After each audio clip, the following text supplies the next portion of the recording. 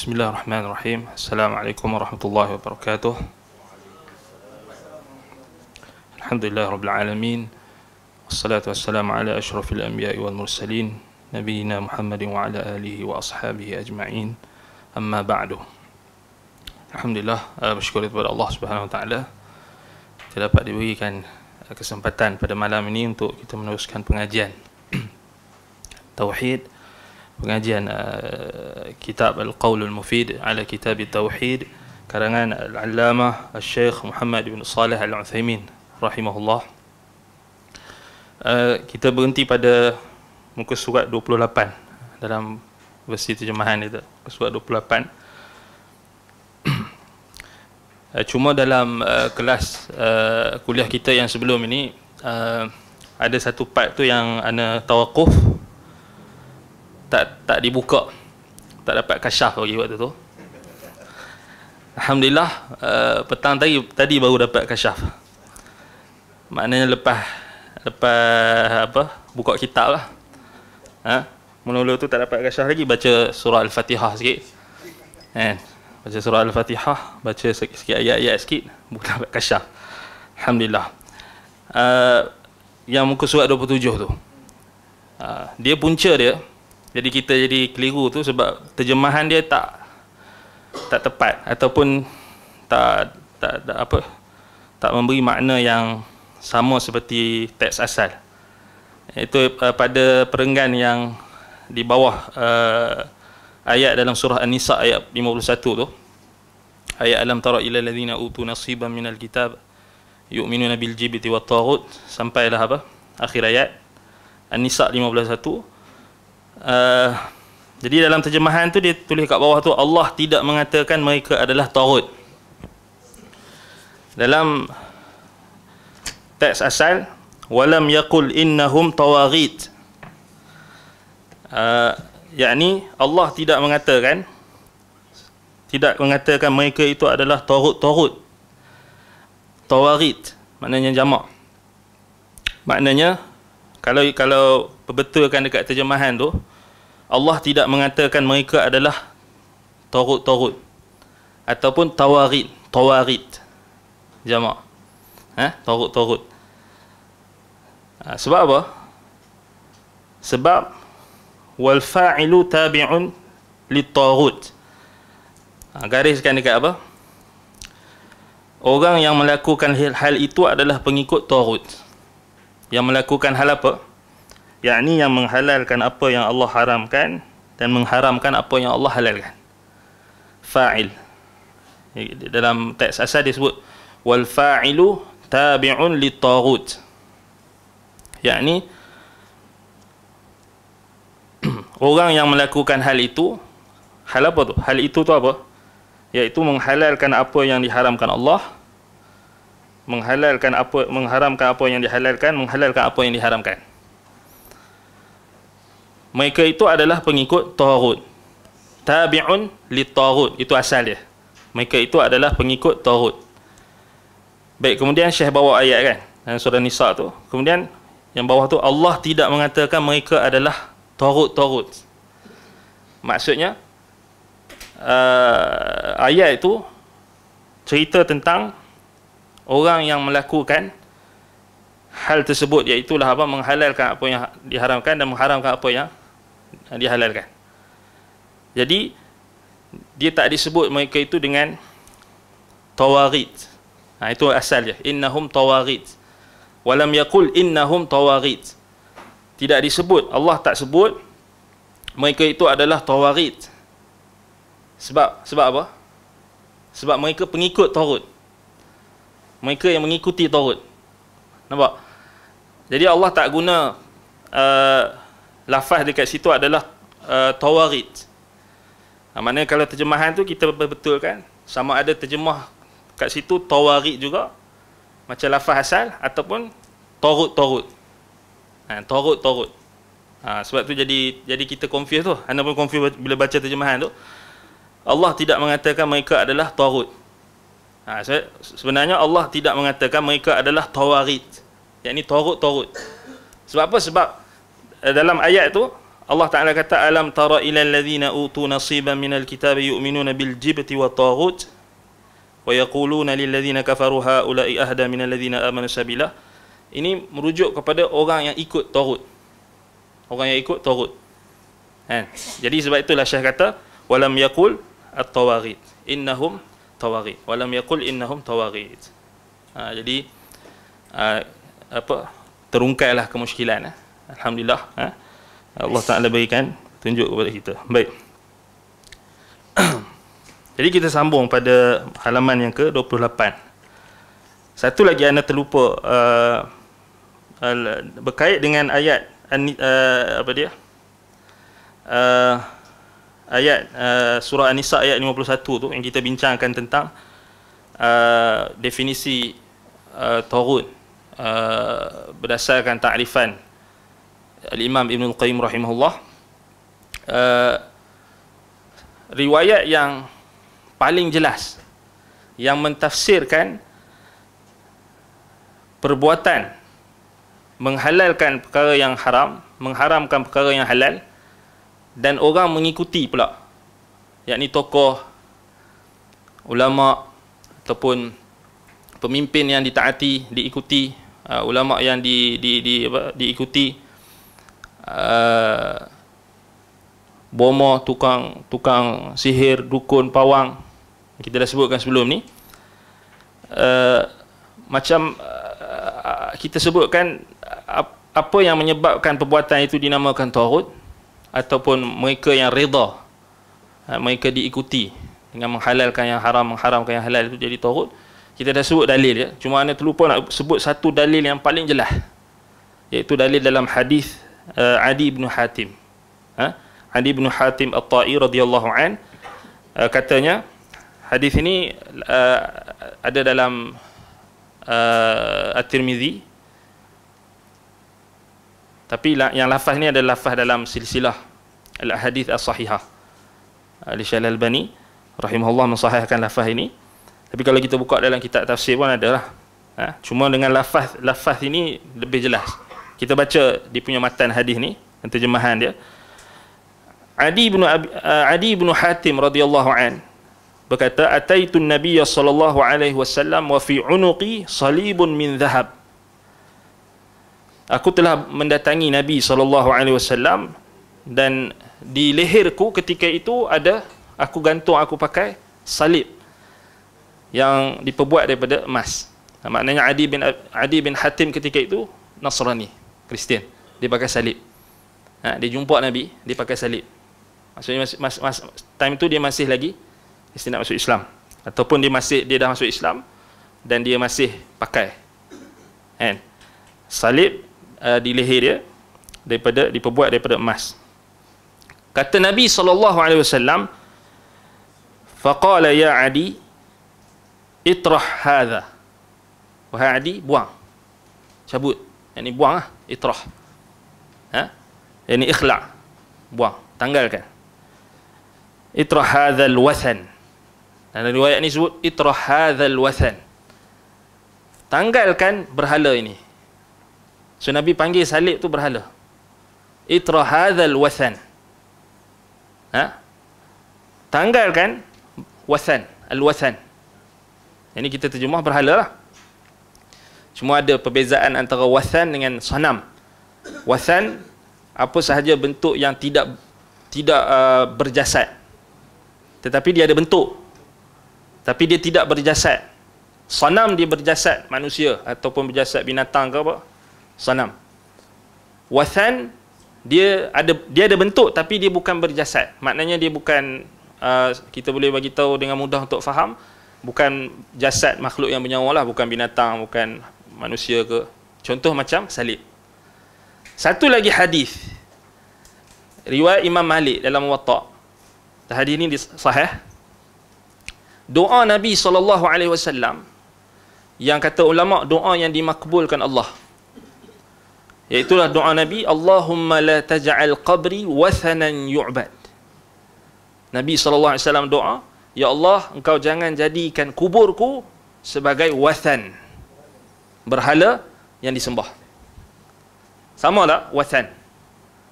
Maknanya Nabi SAW namakan kubur boleh jadi berhala tak? Boleh. Salib boleh jadi berhala tak?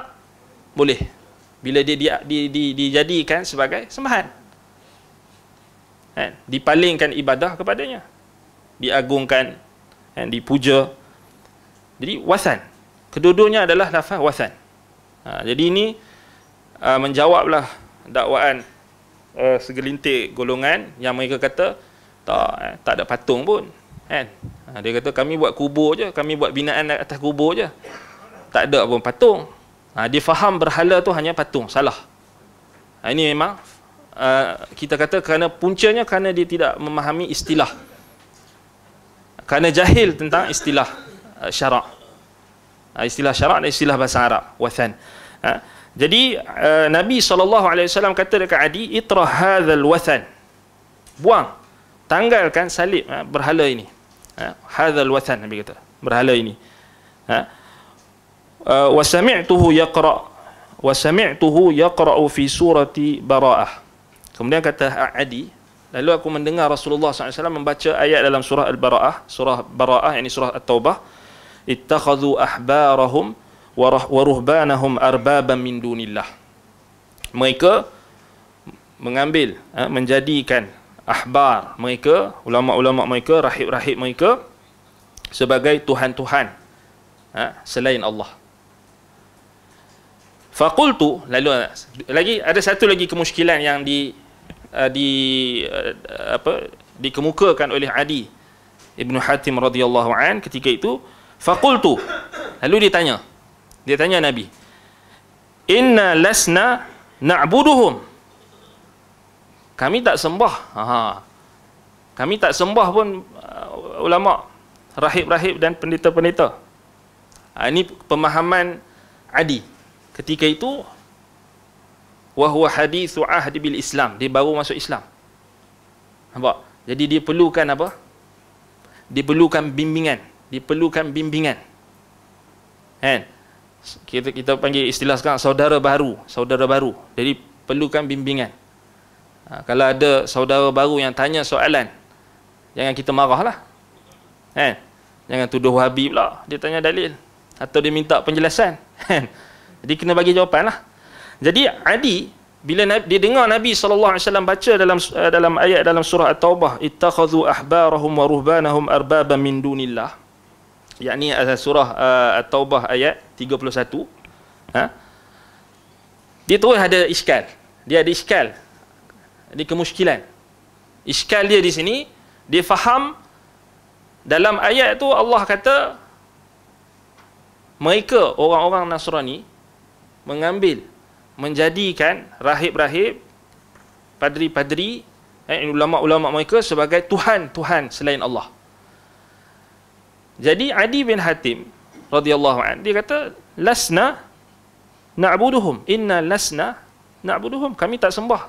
Maknanya dia faham sembah ni maknanya kena sujud, solat kena menghadap dekat rahib atau padri pendeta. Itu maksudnya kurangnya kefahaman Adi ketika itu. Lalu Nabi SAW bersabda, Nabi dibimbing salah faham Adi itu. Nabi kata, amma innahum lam yakunu ya'budunahum walakinnahum kanu idza ahallu istahallu, idza ahallu lahum syai'an istahalluh wa idza harramu alaihim syai'an harramuh fatilka ibadatuhum. So, Nabi SAW kata dekat Adi, bukankah sesungguhnya mereka itu memang mereka tidak menyembah, ama innahum lam yakunu ya'budunahum, maknanya bukan yang seperti yang kamu faham, mesti kena sujud atau mesti kena sembah macam itu sahaja. Akan tetapi walakinnahum, mereka itu idza ahallu, apabila idza ahallu lahum syai'an, apabila ulama-ulama itu menghalalkan bagi mereka sesuatu perkara, istahallu, mereka pun menghalalkannya.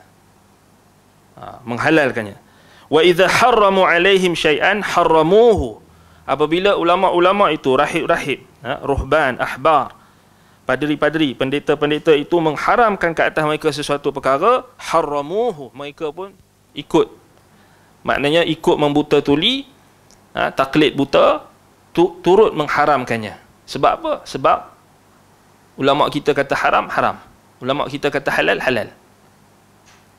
Walaupun sebenarnya hak untuk tahrim dengan tahlil ini bukan hak ulama. Dia adalah hak Allah Subhanahu wa taala.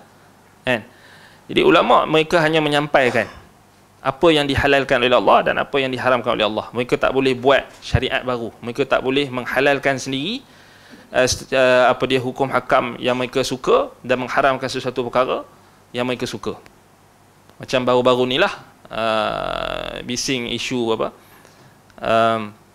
Darul Ifta Mesir kan, isu fatwa apa dia riba, yakni apa dia satu isu riba mengharuskan untuk ambil apa bunga bank menghalalkan, dan satu lagi isu mengharuskan istighathah kepada selain Allah, meminta talabul madad, istimdad dan istighathah, memohon pertolongan kepada selain Allah. Ini di saat kesulitan ke, mereka mengharuskan ini apa fatwa Mesir lah kan, kat Mesir. Jadi alhamdulillah sadaqa Rasulullah sallallahu alaihi wasallam, benarlah kata Nabi sallallahu alaihi wasallam, la tajtami'u ummati 'ala ad-dalalah. Umatku takkan bersepakat di atas kesesatan. Lepas keluar status Darul Ifta Mesir itu berkenaan dengan mereka menghalalkan riba dan mengharuskan perkara yang merupakan syirik, syirik akbar. Bangkit ulama-ulama Al-Azhar, tak kira sama ada dari kalangan Salafi ataupun Asy'ari, bangkit membantah. Maknanya menunjukkan kepada kita Nabi SAW dah bagi tahu betul, la tajtami'u ummati 'ala dhalalah, tidak akan bersepakat umatku di atas kesesatan. Maknanya kalau ada orang cuba nak seleweng, pasti akan bangkit ulama akan menjelaskan. Jadi itu antara janji Nabi SAW yang kita kena yakin dan menambahkan lagi keimanan kita, termasuk min dalailin nubuwah, tanda-tanda kenabian, tanda-tanda kenabian yang kita dapat menambahkan keimanan kita. Jadi itu adalah satu khabar gembira. Memang kita kata kita dengar macam satu musibah, tetapi bila ada ulama-ulama Al-Azhar, baik dari kalangan Salafi ataupun baik dari kalangan Asy'ari pun bantah, maknanya itu menunjukkan apa? Umat Nabi Muhammad takkan sepakat dalam kesesatan. Takkan sepakat dalam kesesatan. Jadi kiaskanlah dalam negara kita pun, walaupun kita ada percubaan untuk membenarkan semula, menghalalkan semula tarikat-tarikat yang sesat yang dahulunya diharamkan, tetapi kita yakin bahawasanya pasti akan bangkit ulama-ulama, mufti-mufti akan mempertahankan kebenaran, dan kita doakan kebaikan kepada pemerintah kita, mufti-mufti dan ulama-ulama yang ada dalam negara kita untuk sentiasa sabar dalam memperjuangkan kebenaran. Wallahul musta'an wa alaihi at-tuklan. Jadi Nabi kata, inilah Nabi kata kat Adi tadi, mereka menghalalkan apa yang apabila ulama mereka menghalalkan, mereka pun ikut. Kan? Bila ulama mereka mengharamkan, mereka pun ikut. Ada sandaran atau tak, ada dalil ke tak ke, yang penting ikut. Yang penting ulama kita kata boleh, boleh.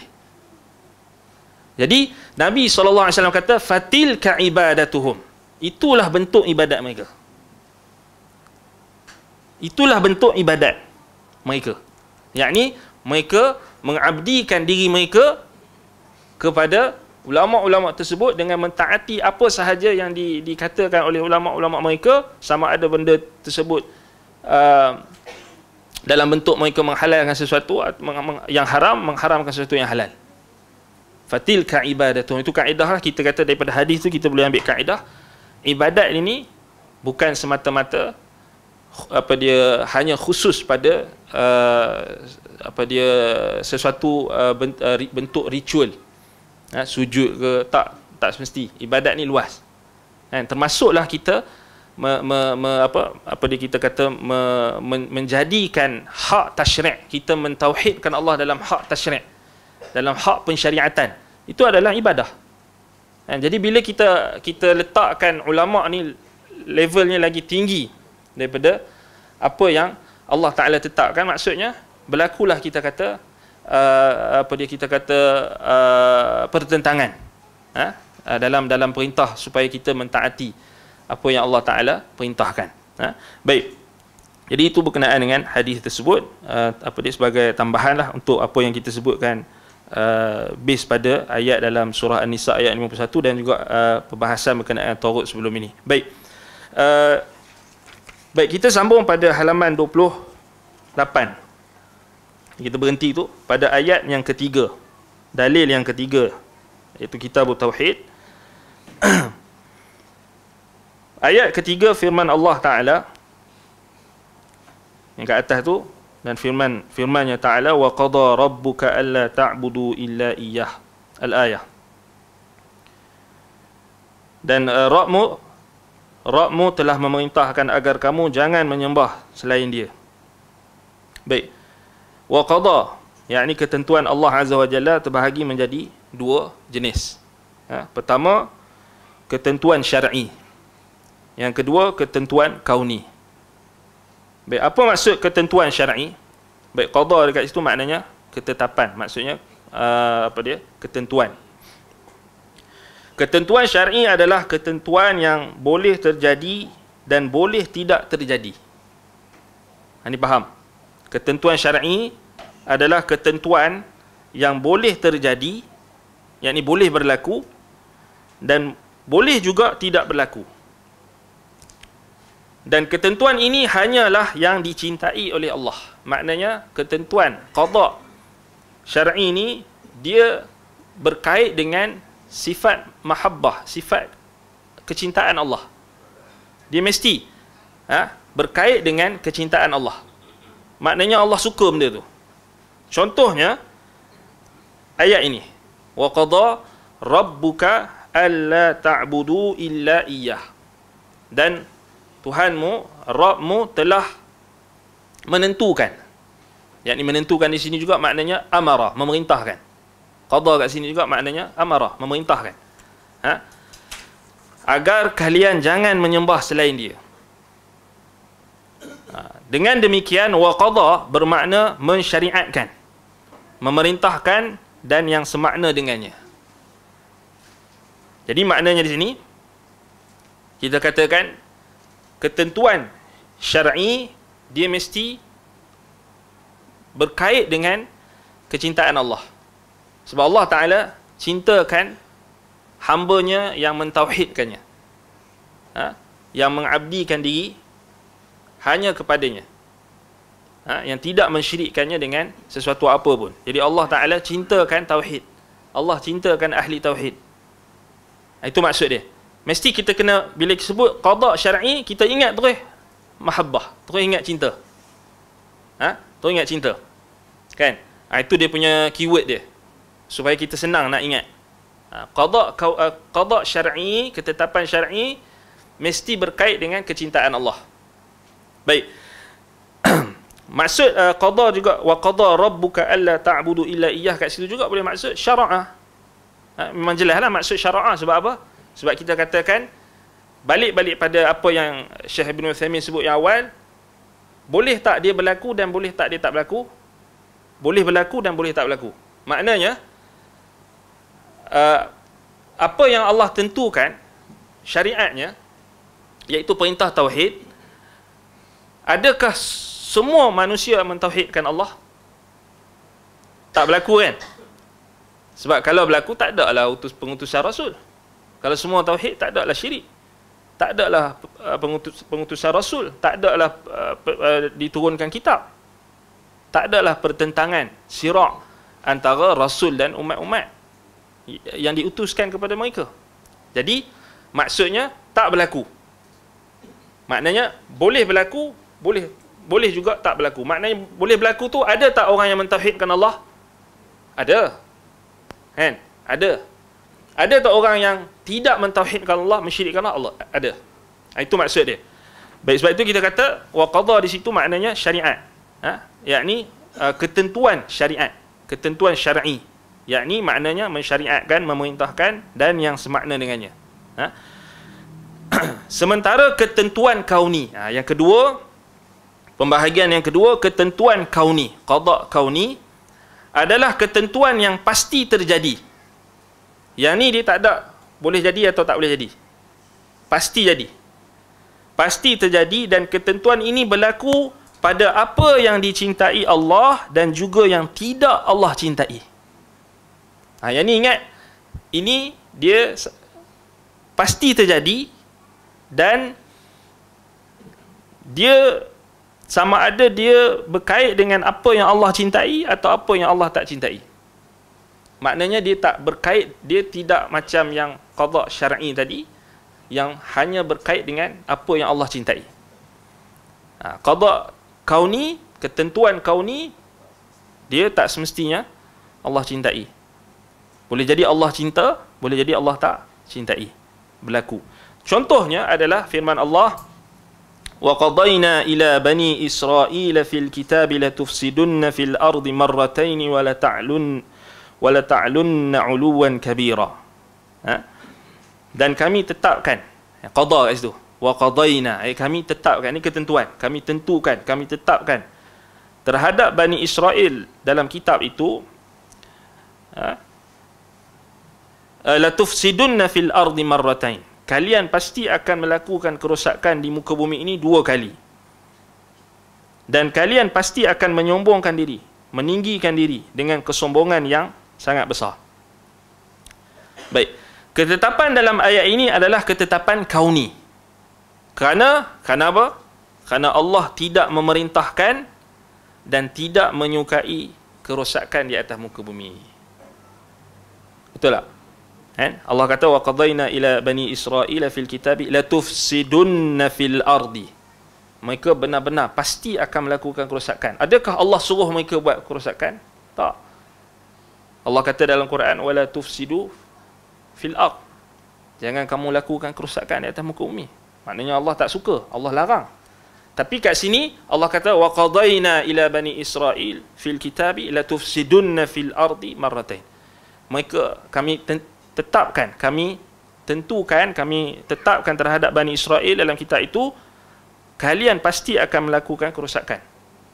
Maknanya dia adalah qada kauni.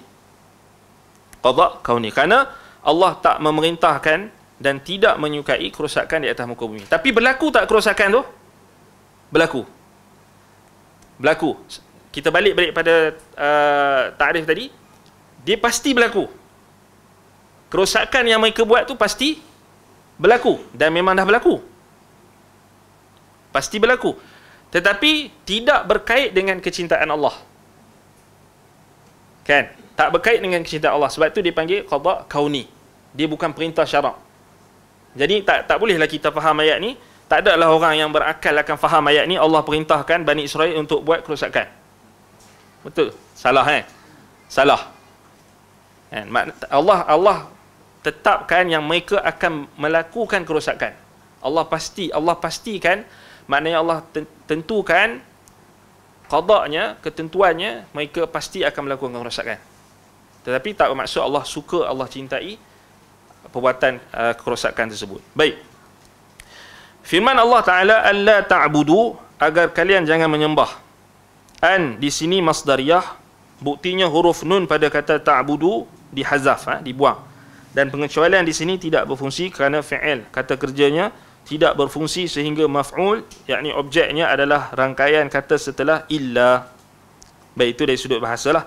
Firmannya illa iyyah, selain dia adalah dhamir. Dhamir nasbun munfasil, yang wajib dipisah kerana dhamir muttasil yang bersambung tidak boleh diletakkan setelah illa.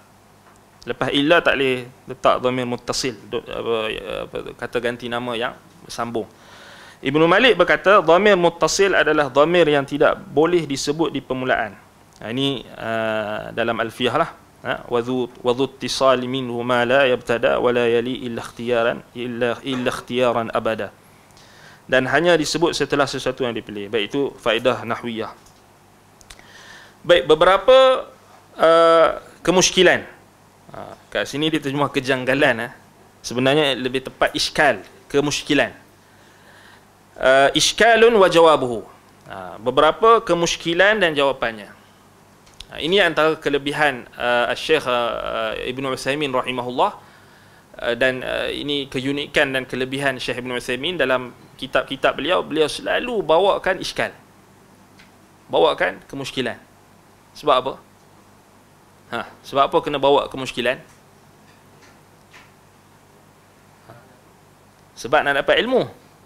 Nak dapat ilmu bukan boleh mudah-mudah tak ada nganga je. Mesti kena ada iskal, betul? So di sini menunjukkan kepada kita antara manhaj dalam tarbiyah, dalam pendidikan, dalam didikan. Antara wasilah yang digunakan oleh para ulama adalah mendatangkan iskal, mendatangkan kemusykilan, yakni mendatangkan persoalan. Supaya apa?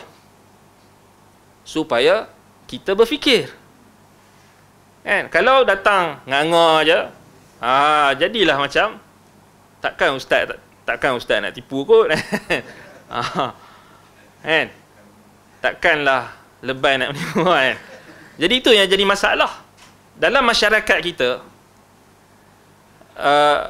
Kita bukan kita kata masalah kita hari ini bukan masalah kita kekurangan pengajian Quran, tak. Alhamdulillah banyak ma'had tahfiz tumbuh bak cendawan. Kan? Hari-hari minta derma. Tak apalah, kita tolonglah mana yang kita kata yang ma'had tahfiz yang menyeru kepada tauhid, menyeru kepada sunnah kan. Jangan yang hak benda-benda pelik-pelik tu tak payahlah. Banyak lagi ikhwah, saudara-saudara kita ma'had tahfiz yang asatizah kita di kalangan ahli sunnah yang perlukan bantuan, kita bagi hak bantuan hak yang jelas lah, manhajnya jelas, akidahnya. Daripada kita bagi hak yang pelik-pelik ni, pakat-pakat tolong. Alhamdulillah. Pengajian-pengajian Quran, alhamdulillah kita sonok. Siapa tak sonok? Kan? Pengajian tajwid, pengajian tafsir. Alhamdulillah. Tetapi adakah masalah yang kita hadapi dalam masyarakat hari ini, masalah penyelewengan, masalah kesesatan, masalah kekeliruan, disebarkan perkara-perkara khurafat, perkara-perkara membawa kepada kesyirikan, bid'ah dan sebagainya, maksiat dan sebagainya. Adakah puncanya kerana kurang pengajian Quran? Tidak. Sebenarnya yang kurang adalah pendidikan, didikan, cara berfikir mengikut kerangka Al-Quran dan Sunnah. Itu yang kurang. Itu yang kurang. Ini realiti. Yang ni memang, ini kita tengok kekurangan cara berfikir. Sehingga kan sebahagian golongan yang mungkin mereka ada pengalaman buruk lah dengan mana-mana orang yang menguruskan ma'had tahfiz dan sebagainya, anak mereka diperlakukan dengan tidak baik, berlaku jenayah dan sebagainya.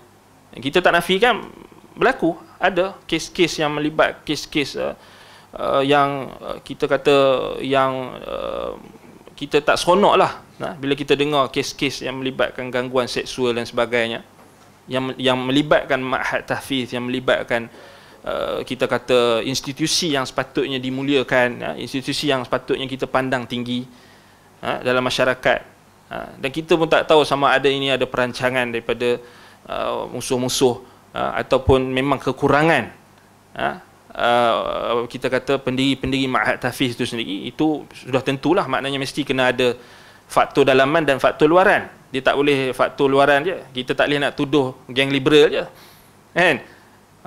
Tak boleh juga kita bila geng liberal ni mereka hentam ma'had tahfiz, kita pun kita kata ni semua agenda liberal. Tak juga. Ada benda yang betul.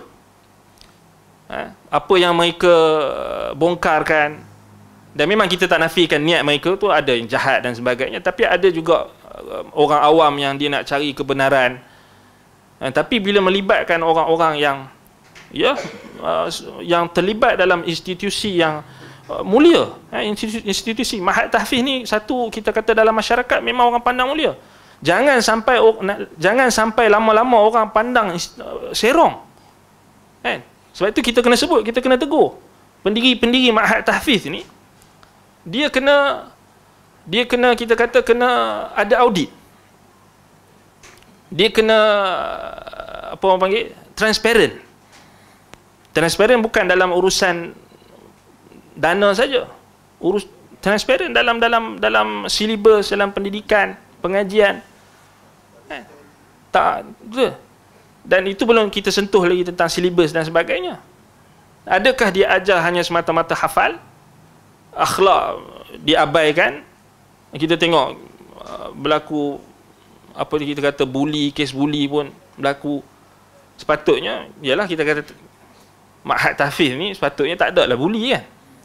Patutnya, tapi nak buat macam mana? Kerana memang itu sunnatullah. Kan? Memang sunnatullah. Kan? Kita beriman dengan sunnatullah, maksudnya Allah Ta'ala uji. Ikhtibar. Tetapi kita tak bolehlah serah. Kita tak bolehlah kata ni sunnatullah, kita tak ada usaha untuk perbaiki. Sebab kita dengar memang banyak sangat. Kalau kita kena muhasabah lah. Kan? Muhasabah.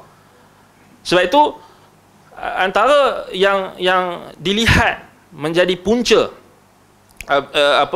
berlakunya penyelewengan dan sebagainya adalah kerana kurangnya dari sudut proses tarbiyah, pendidikan, yakni mendidik masyarakat untuk berfikir dengan pemikiran yang ditunjukkan oleh Al-Quran dan Sunnah. Kan? Kurang. Macam baru-baru ni ada seorang tokoh keluar kenyataan kritik ataupun keluar kenyataan yang umum tentang institusi pondok. Sama juga. Prof. Dr. Mahmud Zuhdi, wafaqahullah. Tak tahu habis dia kena teruk, dia kena serang. Hafizahullah, moga Allah pelihara jaga dia. Dia bukannya tujuan dia nak ta'mim, bukan dia nak pukal. Dia nak kata semua yang pondok tu semuanya ekstrim. Kita faham maksud dia. Maksud dia nak apa? Suruh pondok-pondok ni muhasabah. Perbaiki. Kan? Dan kita memang tengok benda tu jelas. Kita tak nafi kan. Maknanya dari sudut apa? Dari sudut sistem pendidikan, dari sudut silibus, dari sudut maknanya tak ditekankan. Yalah, kalau kita tengok balik pondok-pondok ni adalah yang okey, ada yang tak, ada yang kita kata kharban yang tak okey, ada yang okey. Samalah macam sekolah kan, sama. Macam orang Islam lah, ada yang okey, ada yang tak okey, ada yang ikut Islam, ada yang tak ikut Islam, ada yang maksiat, ada yang taat, ada yang kurang, ada yang bagus. Tapi yang penting kita muhasabah.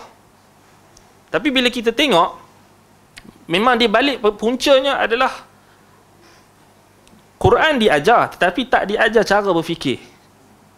Cara berfikir dengan betul, cara berfikir yang sahih, metod berfikir, manhaj berfikir.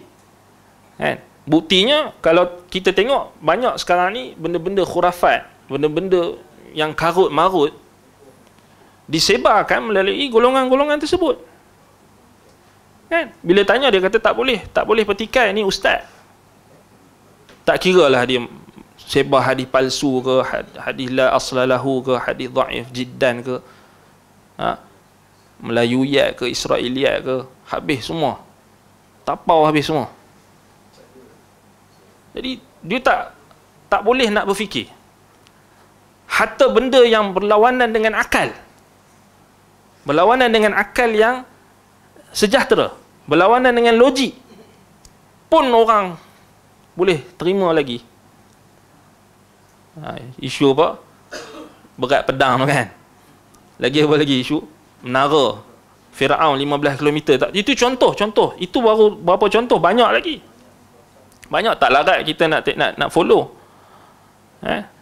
Banyak kita pun banyak kerja, tak larat nak follow isu ni. Sebab kadang-kadang mengapu sangat. Tetapi sebab apa orang boleh terima? Sebab tidak ada penekanan terhadap cara berfikir. Cara berfikir. Orang agama nampak macam lekeh sangat. Memanglah dia nampak syok, dia nampak kat kampung dia, ustaz dia tu hebat, nampak. Tapi kalau tengok di pentas yang lebih luas, sudut yang lebih luas, orang luar tengok gelak. Macam dulu apa kes Raja Bomoh dulu kan. Waktu tu anak kat Saudi lagi. Malu kita. Masuk berita kan. Malu tu. Tak tahu. Rasa masuk kelas tu macam nak tutup muka.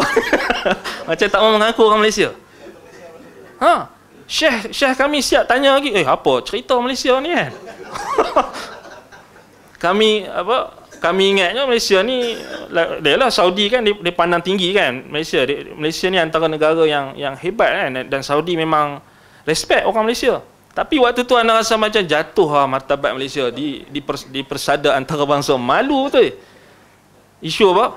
Isu apa Raja Bomoh dulu kan, yang teropong kapal terbang tu, pergi sampai lapangan terbang. Ini dah berapa banyak dah isu yang lebih kurang sama je. Alhamdulillah kita dekat Malaysia dah. Tak malu lagi. Tak tahu nak sorok muka kat mana. Tapi betul. Cubalah kita ni keluar sikit daripada kepompong. Asyik duduk dekat tempat kita saja. Jadi tak nampak. Dia dah nampak ustaz dia hebat pasal apa? Pasal TikTok ramai. Kenapa TikTok ramai? TikTok follower apa ratus-ratus K.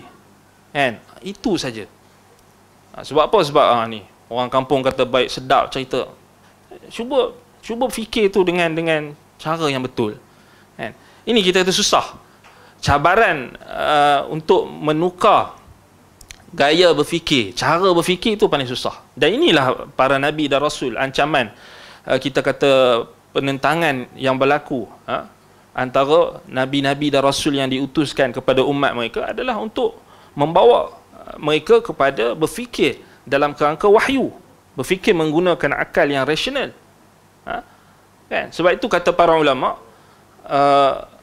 tak salah siapa penyair Mesir, muarrikh Mesir, Abbas Aqad, Mahmud Abbas Aqad kalau tak salah, rahimahullah. Dia disebut tentang isu ni, dia kata para nabi dan rasul bertembung dengan pemikiran-pemikiran yang jumud. Setiap para nabi dan rasul bertembung untuk menyampaikan kebenaran, untuk menyampaikan risalah dengan pemikiran-pemikiran jumud yang kaku, yang antaranya adalah apa? Taqlidul a'ma, taklid buta. Kan? Tapi memang betul lah. Allah kata dalam Quran, wa idza qila lahum ittabi'u ma anzalallah qalu bal nattabi'u ma alfayna alaihi aba'ana aw law kana aba'uhum la ya'qiluna syai'an wa la yahtadun. Apabila dikatakan kepada mereka, wa idza qila lahum ittabi'u ma anzalallah, ikutlah apa yang Allah turunkan, yakni yang dibawa oleh rasul. Ikut dalil, ikut Quran, ikut sunnah dalam bahasa kita. Ma anzalallah, qalu, mereka mengatakan, bal nattabi'u ma alfayna alaihi aba'ana, bahkan kami hanya ikut apa yang tradisi nenek moyang kami. Dah orang kampung kita buat macam ni, kita ikutlah. Apa bising-bising ustaz ni kan? Relax kot lah, apa nak bising-bising kan? Yang ni memecah belah kan? Dia kata kita memecah belahkan pula kan? Dah kita ni Malaysia ni macam ni, biarlah. Dah tujuh keturunan macam tu, biarlah. Ma alfaina alaihi aba'ana, tradisi nenek moyang kami, tradisi. Ni orang dulu-dulu buat, apa masalahnya? Awalau kana aba'uhum la ya'qiluna syai'an. Allah tempelak mereka. Allah kata, walau mereka, adakah kamu nak ikut walaupun nenek moyang kamu tu la ya'qiluna syai'an, tak berfikir, tak menggunakan akal mereka. Wala yahtadun, dan tak mendapat petunjuk, sesat. Tapi takkan yang benda tak betul pun kita nak ikut kan? Jadi itu masalahnya. Maknanya betul lah apa yang diungkapkan oleh Mahmud Abbas Aqad Mahmud ataupun Mahmud Abbas Aqad, disebutkan tentang isu tentang pemikiran ini. Memang kita kata memang benar, kerana Al-Quran menjelaskan perkara yang sangat banyak. Maknanya penentangan antara nabi-nabi rasul yang diutuskan dengan umat, dengan kaum mereka itu adalah pada untuk memecahkan tembok pemikiran mereka yang sempit, yang kita kata yang tak boleh nak terima perubahan. Maksudnya kalau datang kebenaran sekalipun mereka tak mau ikut, memberi alasan tradisi, dah biasa. Wallahul musta'an. Baik, ala kulli hal kita kata usaha, maknanya kita kena teruskan usaha untuk mencerdikkan, memperbanyakkan projek-projek mencerdikkan, memandaikan umat. Bukan kita membanyakkan lagi projek-projek pembodohan, dengan memandulkan akal, dengan cerita-cerita khurafat, dengan cerita-cerita karut-marut dan sebagainya. Sepatutnya kita kena terus berusaha untuk menghalang apa sahaja bentuk serangan-serangan pemikiran yang kita kata yang disebarkan dalam masyarakat kita, mengikut kemampuan dan kapasiti masing-masing. Wallahul musta'an wa alaihi at-tuklan. Baik, jadi iskal wa jawabuhu, kan, iskal dan jawapannya. Baik, idza qila thabata anna Allah qada kaunan ma la yuhibbuhu fa kaifa yaqdi Allahu ma la yuhibbuhu. Ini satu soalan iskal, kemusykilan dekat sini. Jika dikatakan terbukti bahawa Allah menetapkan kejadian yang dia tidak sukai, yang tidak dia sukai, mengapa Allah menetapkan sesuatu yang tidak dia sukai? Ini soalan, kita panggil ni soalan mantiq, logik. Logik. Sebab itu sebenarnya ilmu mantiq bukan sesuatu yang dicela.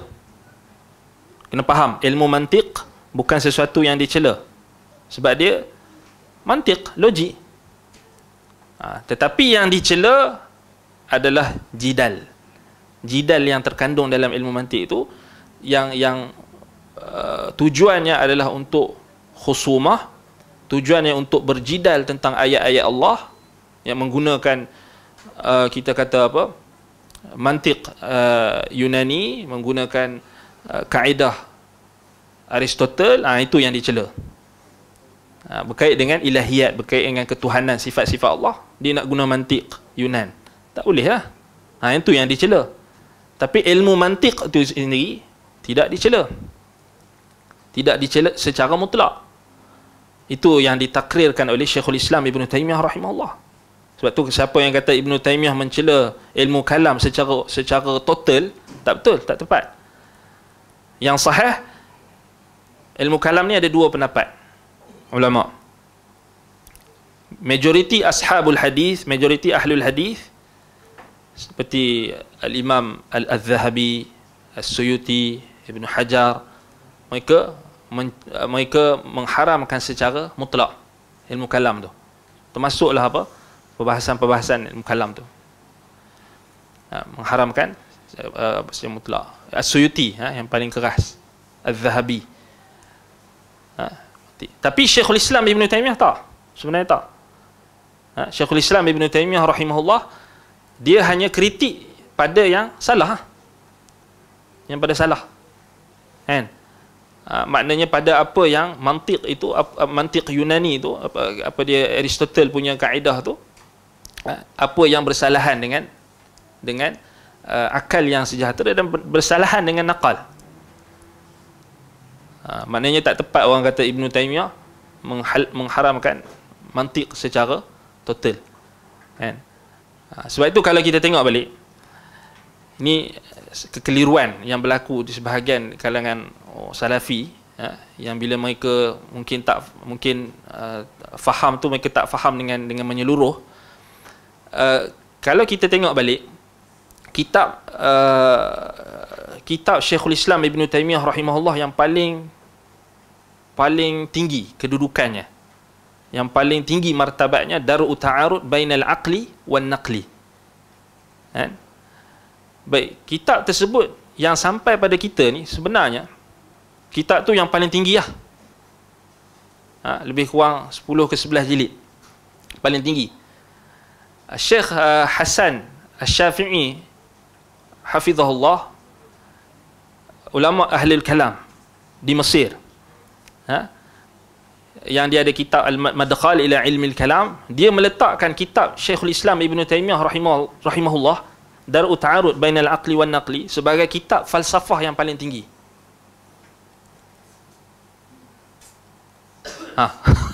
Pelik tak? Orang kata Ibn Taymiyah ni bukan anti falsafah ke? Ya, dia ada kitab Ar-Raddu 'ala al-Mantiqiyyin. Dia rad falsafah, tapi dia tak mengharamkan secara mutlak. Itu kena berbetulkan. Kitab Dar'u Ta'arud Bainal Aqli wan Naqli ditahqiq oleh Syekh Dr. Rashad Salim rahimahullah. Yang mana Syekh Rashad Salim ni, dia sampai sekarang kitab Ibn Taymiyah, kitab yang paling besar Ibn Taymiyah, yang paling tebal, Dar'u Ta'arud tu, ditahqiq oleh beliau. Syekh Rashad Salim ni bukan orang Saudi tau. Bukan daripada Universiti Saudi. Dia daripada Universiti Al-Azhar. Dia daripada Mesir. Dan PhD dia dalam falsafah. PhD dia bukan dalam akidah. Falsafah maksudnya dia tapau sekali lah, akidah tu teologi. Tapi PhD dia dalam falsafah. Syekh Dr. Rashad Salim rahimahullah, muhaqqiq pada kitab Dar'u Ta'arud Bainal Aqli wan Naqli.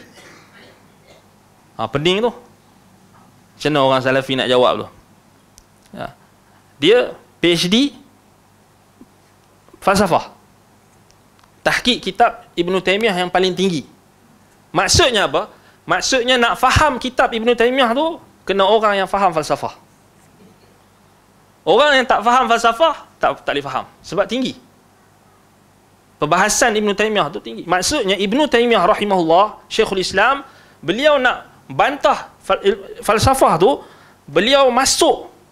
Maknanya beliau memahami ilmu falsafah tu dan beliau cantas segala akar-akar yang ada. Itu cara rad yang paling betul dan paling adil. Sebab itu Ibn Taymiyah punya pendapat paling adil sekali. Pasal dia tahu.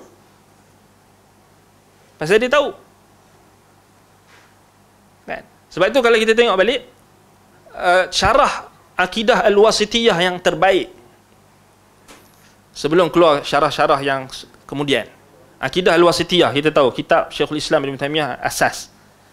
Antara syarah Al-Wasitiyah yang terbaik adalah syarah Al-Syekh Muhammad Khalil Harras rahimahullah. Ini juga adalah seorang ulama ahlul kalam, ulama falsafah daripada Al-Azhar. Dia asalnya dia Asy'ariyah. Dan dia kaji falsafah, dia kaji ilmu kalam, dan dia kaji kitab-kitab Ibn Taymiyah. Akhir sekali dia jadi Salafi. Sebab tu ada seorang ustaz, dia cerita ada seorang ulama ahlul kalam ni, dia berubah daripada Asy'ariyah, dia jadi Salafi. Anda tanya dia belajar apa? Dia pakar ilmu kalam. Maknanya dia betul-betul faham ilmu kalam. Dia betul-betul faham falsafah. Maknanya orang yang betul-betul faham falsafah, dia akan jumpa kebenaran. Kalau dia betul-betul faham. Tetapi selalunya yang acah-acah ni memang tak jumpa lah.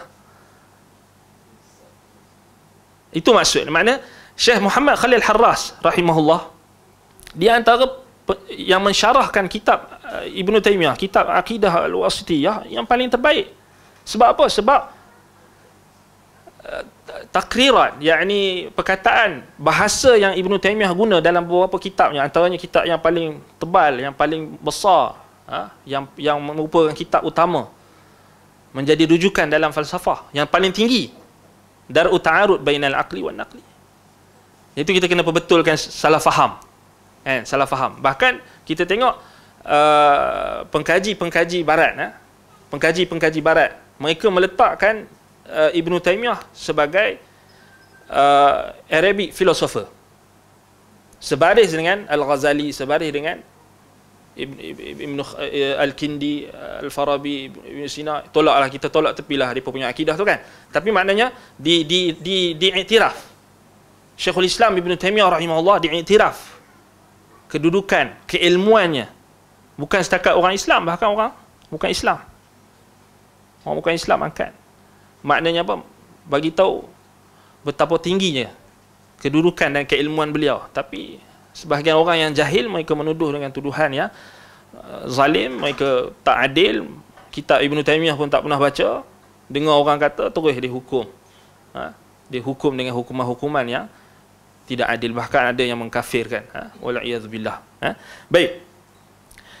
Jadi soalan ni soalan mantik ni. Sebab itu anak katakan Syekh Ibn Utsaimin rahimahullah, dia antara orang yang paling faham tentang kalam Ibn Taimiyah. Sebab itu athar Ibn Taimiyah akan kita nampak pada iskal yang dia datangkan. Padahal kalau anda tak bagi tahu ni adalah mantik, siapa pun tak tahu. Tapi ni mantik. Iskal. Mana soalan ni mantik, logik. Disebut mantik, ni logik lah, logik. Kan?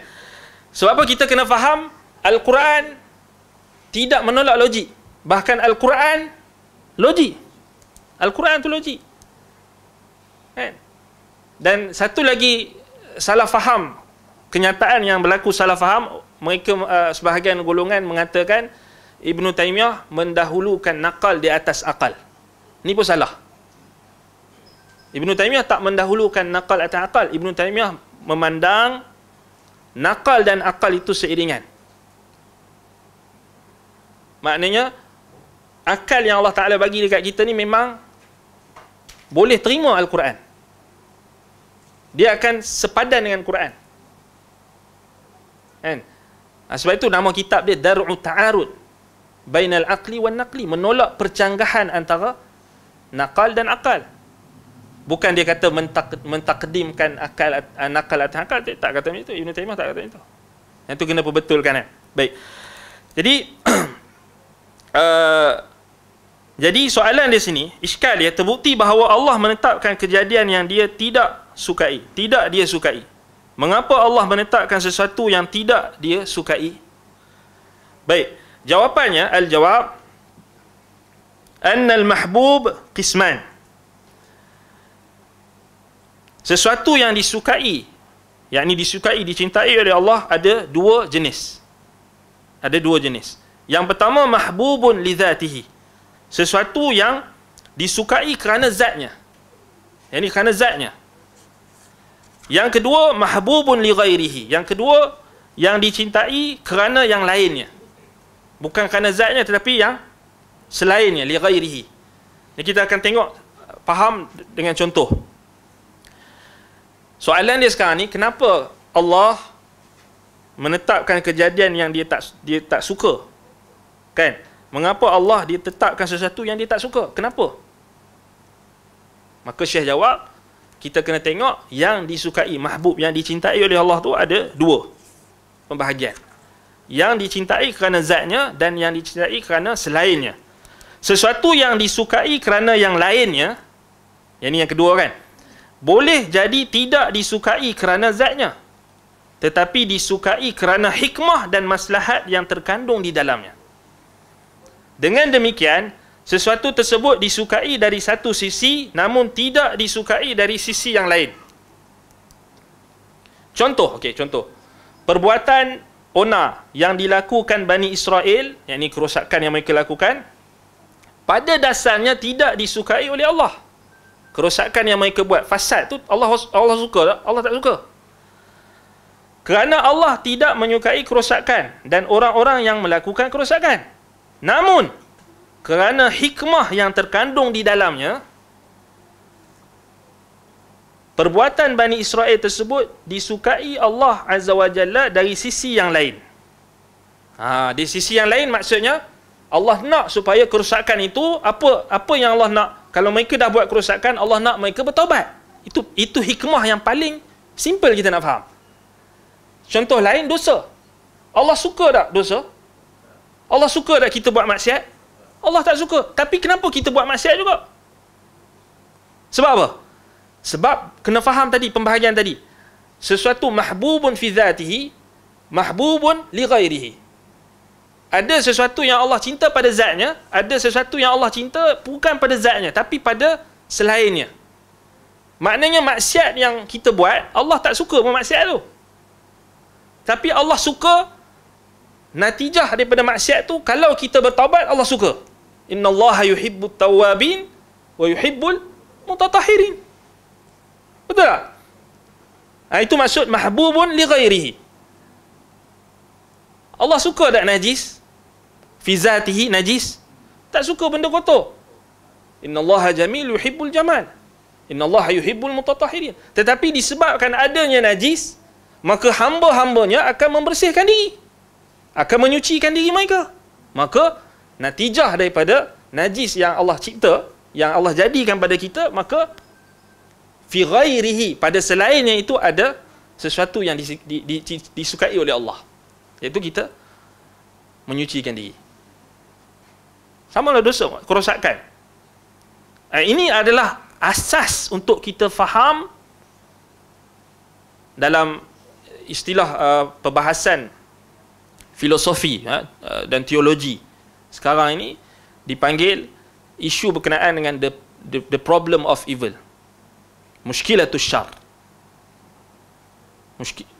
The problem of evil ni dia adalah perbahasan teologi filosofi yang dibahaskan oleh pengkaji-pengkaji barat di kalangan filosofer mereka, di kalangan teologi mereka, sehingga disebutkan oleh Syekh Samir Al-Amiri lebih pada 4,000 buah kajian pada topik ini saja. Dan yang menyedihkan, kata Syekh Samir, yang menyedihkan, maktabah orang-orang Islam tak ada bahaskan sikit pun. Sedangkan kita yang paling berhak untuk bahaskan isu ni, sebab kita orang Islam, kita ada rukun iman. Sebab isu ni dia berkait dengan iman dengan qadar. Dan ini satu poin yang sangat penting untuk kita faham tentang keburukan, kerosakan. Dia dipanggil juga problem of suffering, dipanggil juga problem of evil. Kan? Jadi ini dibahaskan. Dan memang tak dinafikan, perbahasan dia sangat dia pasal dia bahas tu ada filosofi dan sebagainya, memang kadang-kadang kita baca pun pening jugalah. Tetapi nak bagi tahu di sini, kalau kita alhamdulillah kita belajar kitab Al-Qaulul Mufid ni, tak perlu pening lah. Ni kena syukur, alhamdulillah. Pasal apa? Syekh Ibn Uthaymin dia ringkaskan pada kita dan dia bagi the solution. Ini kita pegang ni cukup dah, tak perlu pun kita nak bahas. Yang tu biar orang-orang yang kaji, orang yang biar ustaz-ustaz kita lah yang kaji kan. Kita goyang kaki tunggu. Doakan untuk mereka itu. Jadi sebab itu pembahagian ni penting. Ada sesuatu yang dicintai oleh Allah pada zatnya, dan ada sesuatu yang dicintai oleh Allah pada selainnya. Baik. Contoh yang lain, kemarau panjang. Kemarau yang panjang.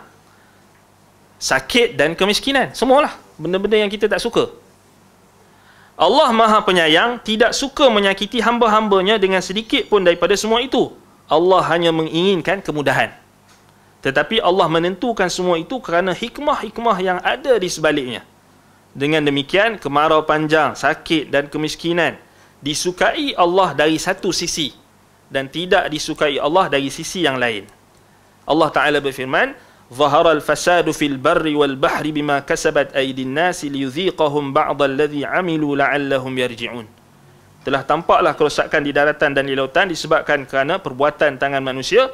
Allah menghendaki agar mereka merasakan sebahagian daripada akibat perbuatan mereka, agar mereka kembali ke jalan yang benar. La'allahum yarji'un. Nampak? Allah kata dalam ayat tu, telah tampaklah kerosakan. Zaharal fasadu fil barri wal bahr. Kerosakan Allah suka pada zatnya? Tak.